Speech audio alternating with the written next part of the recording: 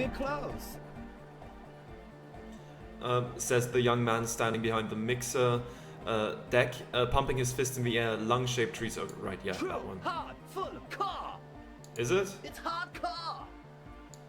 Are you just gonna say that? Skipper danger. Right. I am the rearranger. So we can't really do anything in that regard. We're close. True, hard, full, car. Say nothing. Hard car. But is it? I mean, really? Yeah! This young man adds a capital G before the H in his yeags and args. This produces a guttural Gotwaldian accent and makes him sound more animal, more in it. Yeah, so Gottwald is, I guess, the Germany equivalent. That would make sense. Or maybe it's not Gotwaldian. Maybe it's Oranese. Probably an homage to Oranje, where Arno van Eyck is from, judging by his name. Could you be listening to an Arno van Eyck creation right now? So this is the famous Van Eyck, I'm hearing. You know about him? He moves his mouth, but sound doesn't come out. His eyes are the size of saucers. Looks like you've rendered him speechless. You know Van Eyck? Yeah, I'm a major egghead. Your friend, Cell, mentioned him. No, it was just a turn of phrase. Yeah, I'm a major egghead. Wow. The skinny wraith looks at you with some disbelief. So am I. So am I. He begins to shake his head so everyone would understand. Oh, is that why they call you Egghead? Because... Egghead to the mega. The K became the G. The boy became the man. The Advent? Wir sind schlecht, wir sind in Gefahr, wir machen Pornos. We are bad, we are in danger, we make pornos. We're close. Okay, True, can I... hard, full, car. I can't It's make you do hardcore. anything. Skipper D, skip. Yeah, thank you, Mr. Rearranger. Okay, so I'll have to see if I manage to at some point get through to him. Don't know how to do that quite yet. Maybe we can see that, get yourself organized, help sooner. Yeah, I tried. I tried to talk to him about the you know, the aux cable, but he doesn't want to talk about it. He doesn't let me. Maybe if I return later, we'll see. What do I need to upgrade right now? I think I'll wait for now and see what I can do, or do I just take the lowest one again? Inland Empire cannot be upgraded. Suggestion and Authority can't be upgraded. Half-Life, Half-Light theoretically. Pain Threshold, Endurance. Though to be honest, I think those are the, with the exception of Shivers, those are the least interesting ones, kind of. Electrochemistry is fun too. Hand-eye coordination, reaction speed, savoir-faire. Sure, let's do that. And thank you. Let's head outside and let's get our die from the dice maker. I mean, it's probably not gonna do much, but it would still be nice to have. Wait. Take a longer look at yourself and how you're reflected in that slick chemical rainbow. What do you see? Metaphor. It's always metaphor. Some kind of metaphor for me? Just me, I guess. Some nasty water? Some kind of metaphor? This is more important than you. That's the blood of industry you see before you. The runoff from Coal City, further down the coast. The engines of fortune once roared here. Great wealth poured into Revachol, the Delta, as did smoke, waste, sickness, life. What happened? The engines stopped. The West Revacholian industrial base was dismantled after the war. Now, extinguished coke furnaces dot the landscape, a landscape despoiled by industry. Filth. This needs environmental action now. I don't see the problem. Revachol moved on to a service industry. Get with the times, yo. West Revachol Industrial Base. That's so me. There was a serious dereliction of duty in this cleanup. Perhaps you could dedicate your life to cleaning it up. But you're a cop. You must concern yourself with different messes. Even so, it's pretty to think. Okay. I'm honestly kind of surprised this didn't set me up with a side quest to like clean a lot of stuff up or something. That honestly wouldn't have surprised me. Alright, anything else? Do they have anything new to say to me? Maybe? You? I think you're the only one who was Tequila sunset. He nods in appreciation. I brought you some booze. Will you tell me about your name now? Of course. Drink first, story later. Here, I've got a potent pilsner. I've got this blue medical spirit. How about that? I don't have any on me right now. Let's give him the... let's ask about that first. No. Contrary to popular belief, I enjoy being alive. Here, I've got a potent pilsner. Not much, but it will do. He grabs the bottle from your hand and uncorks it immediately. Hey, Spiral Boy, you gonna share that? One of the other bums interjects. Don't call Abigail. Shut up, guys. I'm telling a story here. Something happened to you. Something happened to me, too. My actual name is George, but around here, you already know.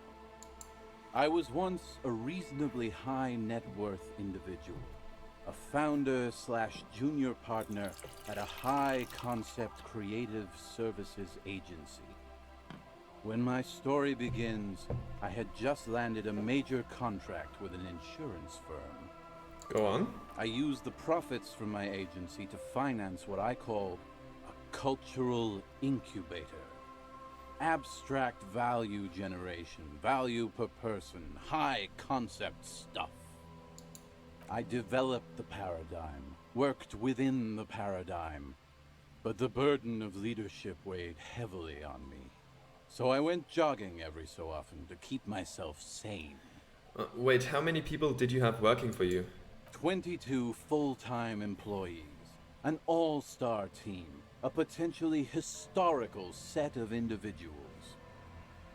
Worrying about them often kept me up well into the morning hours. Did the jogging help? It did. With my trusty Sansariq tracksuit, I felt like I could conquer the world. But now dreams are worn thin, much like my tracksuit. He says, thoughtfully, brushing dust off his shit-stained pants. What happened? One day I left on my evening run. As you may know, it's impossible to clear your head when you're distracted by the sound of keys jangling in your pockets. He shakes the bottle and makes a ringing sound. His eyes are clouded, his dilated blood vessels encircling his irises like stinging brambles. His eyes are your eyes. So I removed the key ring and put the keys for the front gate and the apartment into different pockets to stop the jangling, you see. At least, that was the plan. I was halfway done with my usual lap when it started to rain. The reality situation became very wet, very quickly. How wet are we talking exactly? Wet, okay? It was raining really hard. There's a trace of derision in his voice. I made my way back home and discovered that I didn't have the key to the front gate. I'd mixed it up with the key to the letterbox, which was useless. Naturally, the situation required me to climb over the gate, which I did. There was no climbing down because I slipped and landed on my ass. Ouch, I would have landed on my feet. I've got feline reflexes. Ouch. Ouch, indeed. Reality was looking rather grim just then. Me lying on my ass in a mud pit in the middle of a heavy shower. But when life knocked me down, I always got up. So I made my way across the yard. Standing in front of my apartment door, fumbling with my pockets, I realized that I'd also forgotten my apartment key. You've got to be shitting me. Okay, so what happened next? I rang my neighbor's buzzers. It was late, and most of them didn't even answer. Those who did assumed I was trying to sell them something and hung up before I could even explain the situation. People are naturally wary of ad men, you see. One moment someone chats you up, 5 minutes later you've bought a box of edible lingerie and a strap-on. I don't begrudge them, especially since I was known to be one of the best. He pauses meaningfully. Just then, I experienced a moment of clarity. I still had the key to my office. I could wait out the storm there. But when I reached my office, I remembered that I'd asked one of my producers to change the locks that day. And since I hired only the best, he'd already done it, and I couldn't get in. Anyway, long story short, life spiraled out of control. I haven't gotten into my apartment for years, and my girlfriend left me because she didn't want to date a homeless man. The company, well, you see where I'm going with this. He pinches his thigh as if to check whether this reality is the reality. So, now you've heard my tragic tale. What do you think? Like nothing you've ever heard, huh? He takes a long swig of his drink. Wait, is that it? I feel like there are some steps missing. Tequila, I've thought about this series of events for a long time. If there was anything else to it, I would have thought of it by now. Why didn't you go to the authorities? Well, at one point they came to me, but, you know, I didn't have any ID on me, so they tossed me in jail for 2 days. I can't say it increased my faith in the RCM. No offense, gentlemen. He shakes his head. I'm almost homeless myself, doesn't seem so bad. The hobo lifestyle definitely has some perks. Not having to pay rent, first and foremost. Not being responsible for 20 other people is nice, too. But that charm wears off pretty quickly. Before you know it, you're wearing a shit-stained tracksuit and spending your days picking tear. Why do you keep losing all your stuff? Good fucking question, Tequila. If I knew the answer, you think I'd be hanging out on a beach in this formerly premium but now extremely dirty two-piece Lycra tracksuit? I used to own my reality situation. My business buddies and I had our own creative services agency. I had a nice apartment, an even nicer piece of ass. But somehow it all got away from me. Now I can't hang on to anything. Just last week I stole this nice new jacket, but then I lost it too. The only things I haven't lost are these two drunks. A lost jacket? Sounds like a mystery you could look into. What was the name of your agency? My agency. Now. The Boom Boom Room. Our concept was combining high art with the lowest forms of marketing. The color red, breasts, and oil painting. I convinced my partners to reinvest some of our profits in an even more high-concept cultural incubator called Thin Air. The artists were happy, the clients were happy. I was financing a group of poets in East Revachol who were developing a new universal poetic language. But then it all went to shit. He looks towards the bay. If it sounds like it makes no sense, that's because it doesn't. Mixing oil paintings and breasts to make ads isn't high art, it's just cynical wankery. That's so high concept I have no idea what it means. Man, mixing high and low, commodifying culture, that is extremely my shit. Right, okay, never mind that I asked. I mean, it is a bit of cynical wankery, but also I'm not here to police art, right? Okay, never mind. Asking is how you get ahead. What's up with the tracksuit? What? You've never seen 100% Lycra before? Go on, feel that primo material. The man extends his arm and we touch it. Pretty nice, huh? This might be one of the last of its kind. Should probably be in a museum, honestly. He takes another sip. Good God. It's nearly impossible to describe how dirty this texture is. It's like rubbing two jellyfish skins together. You feel about 15% less human for having touched it. Randomized trials have also found Lycra, TM, to be associated with a number of exotic, highly malignant cancers. So you also have that to look forward to. Wonderful. And then there's the smell. But you don't even want to think about that. Correct. Wow, you're lucky. He never lets me feel it. No, you're lucky, my friend. That's because your paws are fucking filthy, Rosie. We're right next to the bay. You could wash them any time. What about the other drunks? My fellow members of the Union of Moribund Alcoholics? They're exactly what they look like. Hey, tequila! You want to buy some speed?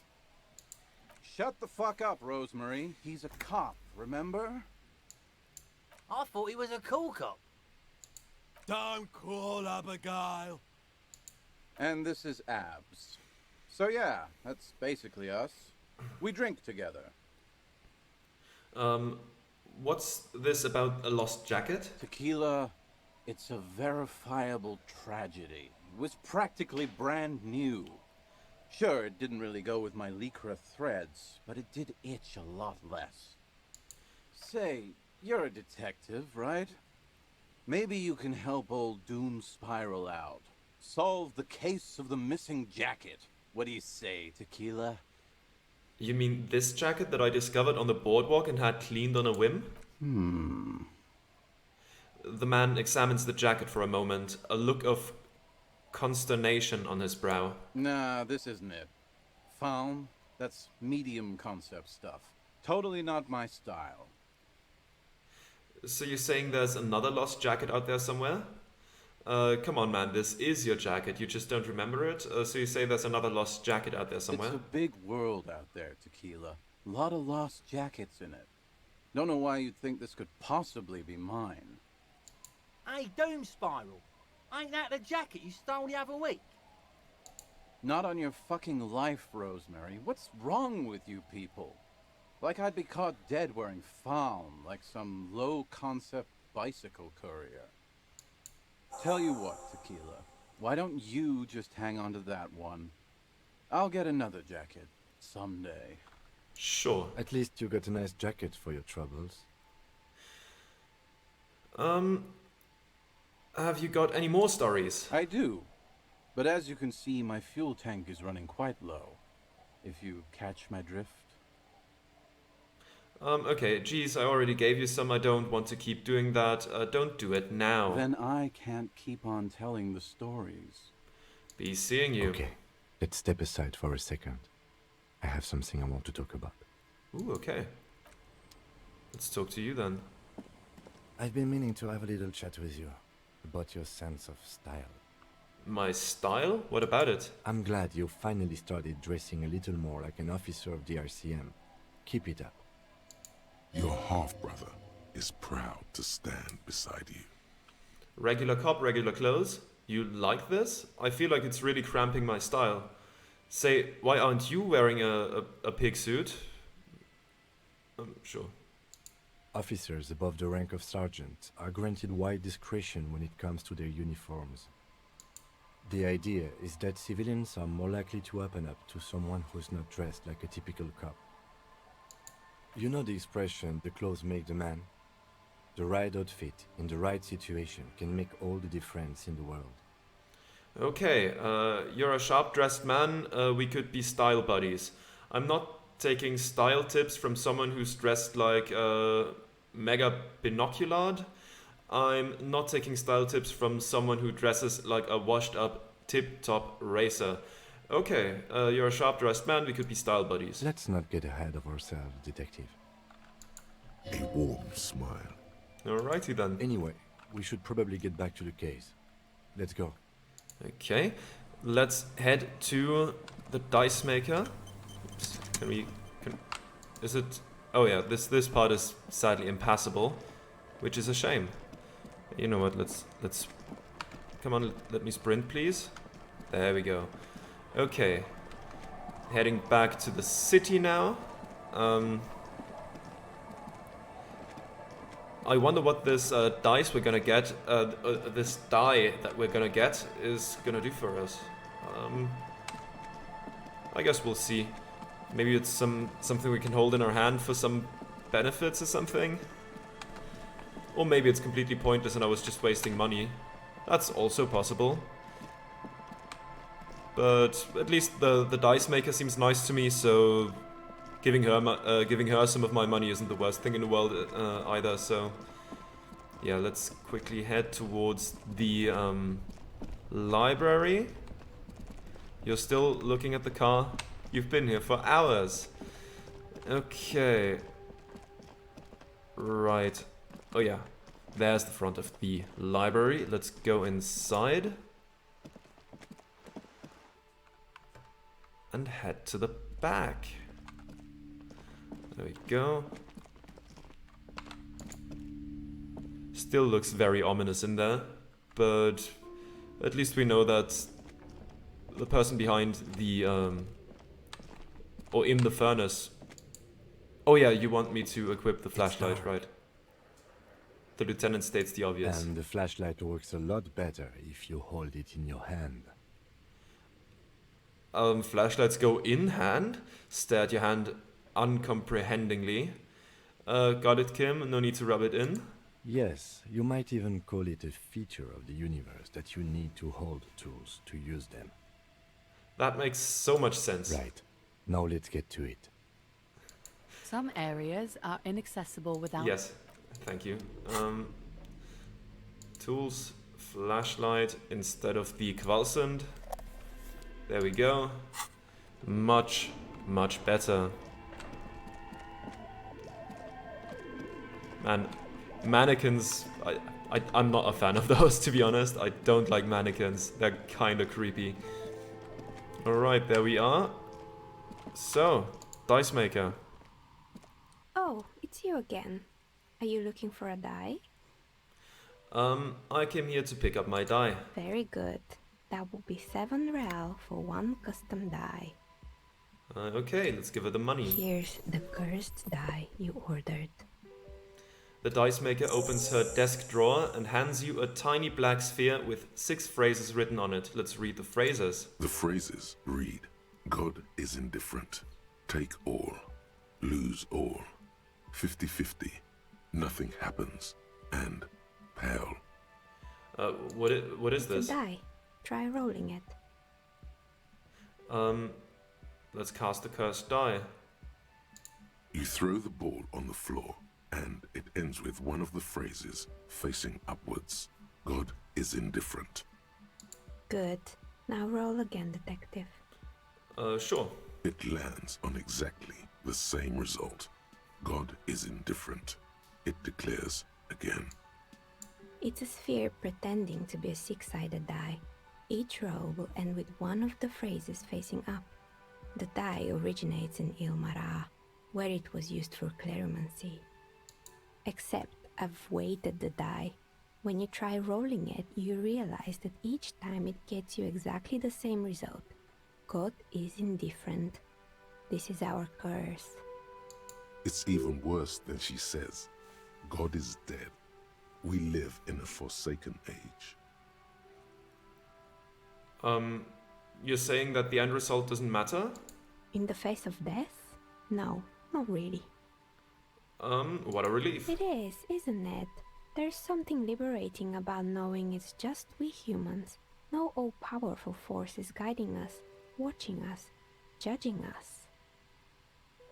I'll keep that in mind. Thanks for the die. Good luck, officer. Okay, I've got more questions about the building. Do we have anything I'm still listening. open? Okay, no. Good. I hope it clarified things a bit. What else? Let's try the shivers thing. Why not? A gust There we of go. cold air sweeps through the chimney. The stones and minerals on the shelves rattle as though agitated.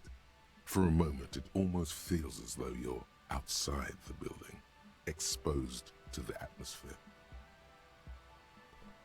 Okay, so this is technically outside. Okay, this is still just a theory, but hear me out. I think I know why your business hasn't failed. Didn't we already talk about this?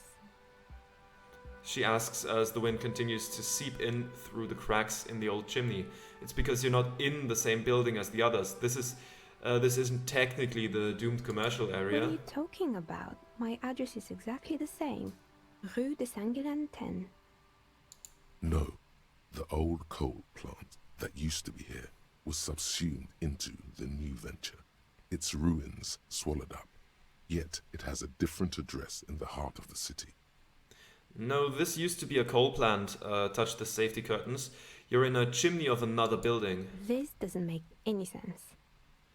She looks around the makeshift nest that she has carved out for herself, bewildered. Are you saying my business was spared because of a technicality? Where is this coming from? Let's say I have my own methods, unusual methods. It has a different address in the heart of the city. I'm just using logic. It's windy in here. You probably haven't properly sealed the chimney crown. Let's go with that one. You're right. I should take a trip to the roof once the snow is gone. Does it mean that I'm safe from failure? No one's really ever safe from the failure. Rest assured, no psychic attacks will reach you here. Sure. She starts laughing, her fingers trying to rub away the exhaustion from her face. What? Do you know what this is? She raises her hand to reveal a piece of metal shining on her index finger. A lucky charm, a Seminese ward. It looks like a regular piece of jewelry to me. I don't care what it is, I only came to tell you about why you haven't failed yet. It looks like a regular piece of jewelry to me. It's a mourning ring. I made this when my first company failed. It was a small jewelry shop right here in the East Delta Commerce Center, built with the little I inherited from my parents. I drove it into the ground within a year. I didn't have what you would call a viable business plan. See, the curse is real. I bet you didn't run this little jewelry shop from the protective depths of the chimney. Why are you telling me this? It wasn't just a jewelry shop either. I always thought that it was just the world that you were supposed to try again and again until you finally succeed. And now you're telling me what? That it was all because I didn't run my little shops and ventures from a dump inside an abandoned chimney? Don't call it a dump. You've made it nice and cozy here. I'm sorry, I don't know what to say. It's entropy. Yes, coincidence is all that safeguards us. Don't call it a dump. You've made it nice and cozy here. Yeah. Or maybe it's the entire world that's cursed. It's such a precarious place. Nothing ever works out the way you want it. That's why people like role-playing games. You can be whoever you want to be, you can try again. Still, there is something inherently violent even about dice rolls.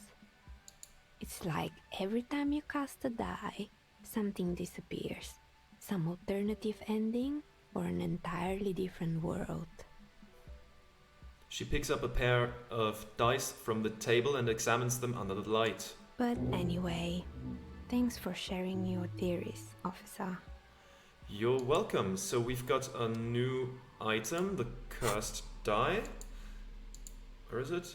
There it is. Cursed Ilmaran die. This spherical die with an octahedral cavity and a small internal weight will settle with one of the 6 phrases facing up. God is indifferent, take all, lose all, 50-50, nothing happens, and pale. It's made of bog oak, burl, coloring it malevolently black. Note, look at the map tab in the journal to see which white checks have opened. Huh, okay. Sure, I will in a second. Ah, okay, so those are the things that are open.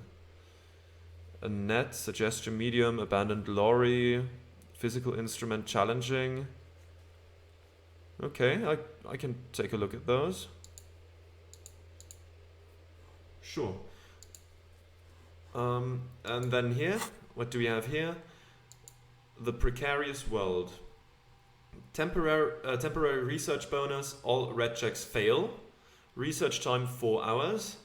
The problem seems like the point of this game is victory, the absence of defeat on all fronts. Victory in business ventures and creative undertakings.